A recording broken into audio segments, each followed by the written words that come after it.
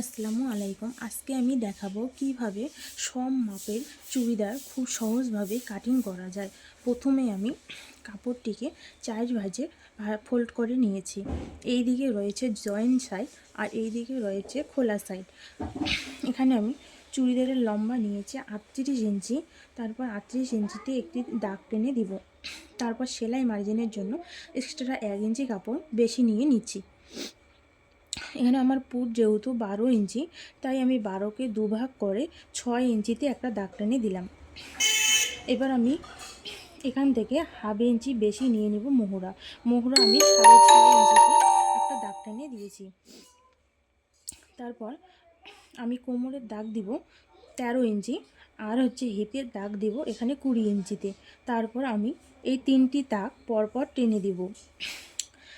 এখানে আমার বডি যেহেতু 36 ইঞ্চি, কেউ যদি একটু লুজ পরতে চায় তাহলে 36-এর সঙ্গে 4 যোগ করতে হবে, আর কেউ যদি ফিটিংস পরতে চায় তাহলে 3 ইঞ্চি যোগ করতে হবে। এখানে যেহেতু আমি লুজ নিয়েছি চুড়িদারটির মাপ, তাই 36 ইঞ্চির সঙ্গে আমি 4 ইঞ্চি যোগ করেছি। 36-এর সঙ্গে 4 যোগ করলে হবে 40 ইঞ্চি। 40কে আবার 4 দিয়ে ভাগ করে নিব। 4 দিয়ে ভাগ করলে হবে 10 ইঞ্চি। তারপর আমি এখানে 10 ইঞ্চিতে একটি দাগ টেনে নিলাম।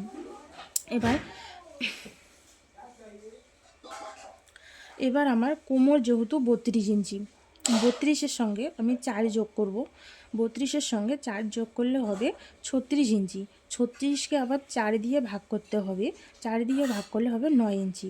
এখানে পরে আমি 9 ইঞ্চিতে একটি দাগ টেনে নিব।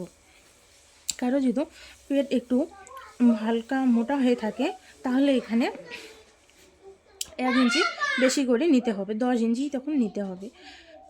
তারপর আমি হিপের মাপ হবে, হিপের মাপ যেহেতু 36 ইঞ্চি, 36-এর সঙ্গে 4 দিয়ে যোগ করে 40 ইঞ্চি। 40কে পরে 4 দিয়ে ভাগ করলে 10 ইঞ্চি। পরে আমি এখানে 10 ইঞ্চিতে একটা দাগ টেনে নিয়েছি।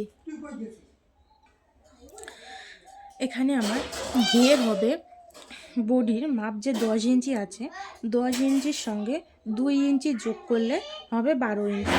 এখানে আমি 12 ইঞ্চিতে একটি দাগ টেনে নিয়েছি। তারপরে এই দাগগুলো আমি মিলিয়ে দিয়েছি। মিলিয়ে দেওয়ার পর এখানে আমি 1 ইঞ্চি এক্সট্রা কাপড় নিয়ে নিয়েছি সেলাই মার্জিনের জন্য। পরে এটা আমি যুক্ত করে দিব।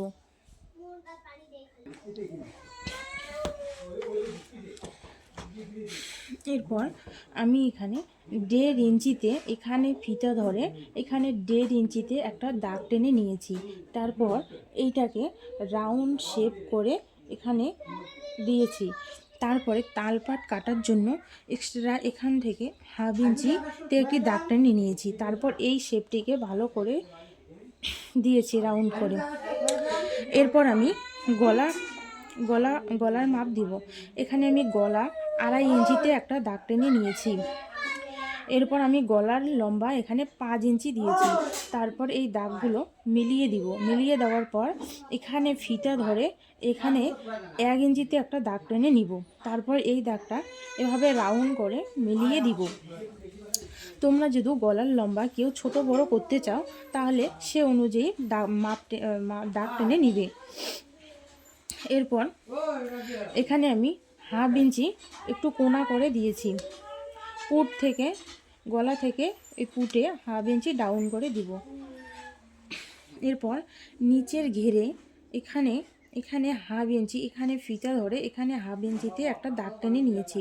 তারপর এই দাগটিকে এভাবে কোনা করে শেপ করে দিয়েছি যাতে চুড়িদারের সাইডটা কোনা বেরিয়ে না যায়, ভালো শেপ থাকে, তার জন্য এখানে হাফ ইঞ্চি দাগ টেনে নিয়েছি।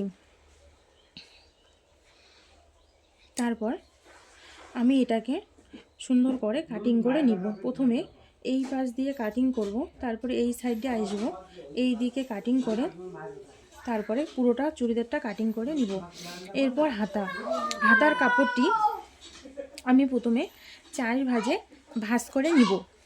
প্রথমে লম্বায় 1 ভাঁজ করব, তারপরে পাশ দিয়ে আর 1 ভাঁজ করব, টোটাল 4 ভাঁজ করে নিব। এই দিকটা রয়েছে আমার হাতার জয়েন্ট সাইড, এই দিকটা রয়েছে খোলা সাইড। এরপর আমি এখান থেকে হাতার লম্বা নিয়ে নিব।